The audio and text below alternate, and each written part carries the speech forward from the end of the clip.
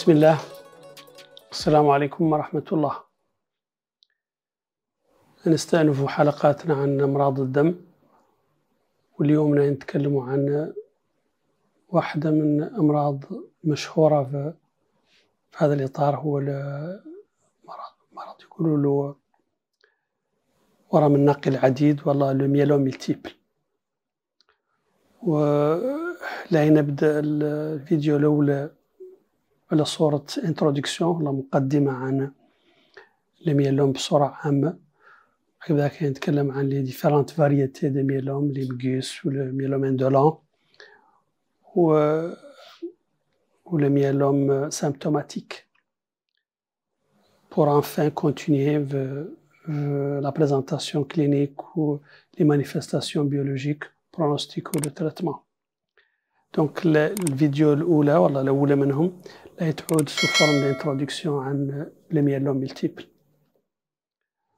Le myélome multiple c'est une hémopathie maligne، يعني واحدة من سرطانات الدم اللي شائعة، يعني fréquemment retrouvée.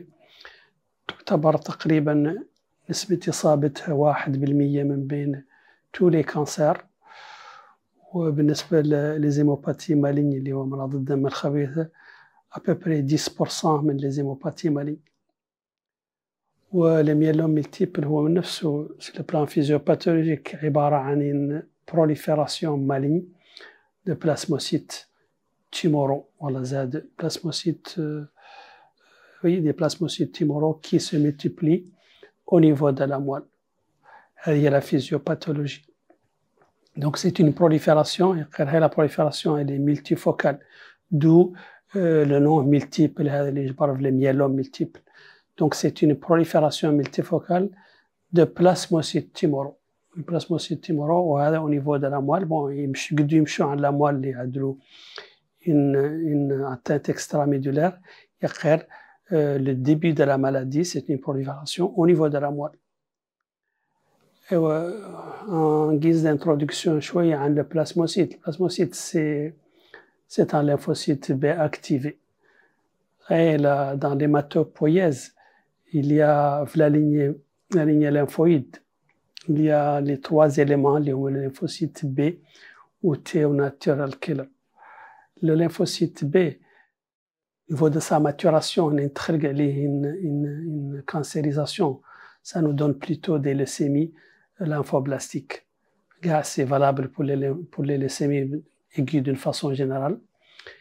Il y a le même lymphocyte qui a des proliférations à sa forme mature. وذاك هو اللي يعطينا les pathologies chroniques, particulièrement la LLC، غير ملي قد يعود sous forme de lymphome.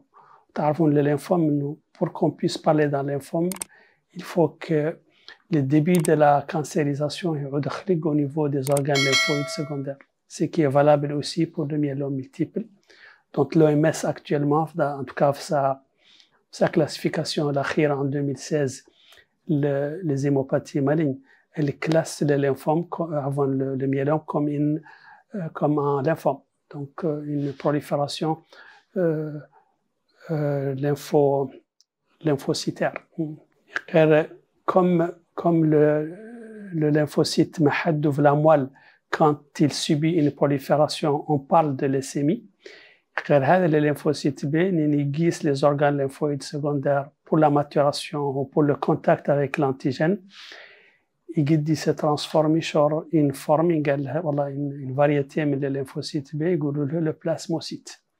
Le plasmocyte, c'est le lymphocyte B activé qui a été déjà en contact avec l'antigène et donc qui est capable de produire les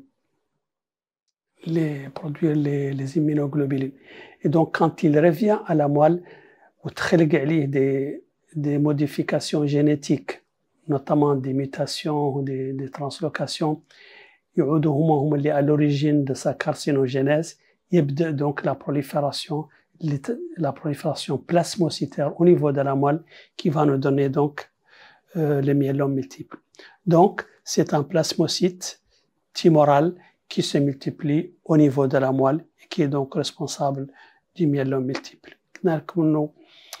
Il est fréquent parce qu'il représente à peu près 1% des cancers d'une façon générale ou 10% des hémopathies malignes. Le myélome multiple, l'âge de début l'âge au diagnostic en tout cas, chez les personnes âgées, la moyenne d'âge c'est à peu près 70 ans au diagnostic. Comme les autres, la majorité des autres cancers, le myélome multiple est d'étiologie inconnue. Même des rares situations qu'on associe avec des expositions professionnelles, particulièrement aux pesticides. Assalamu alaikum wa rahmatullah.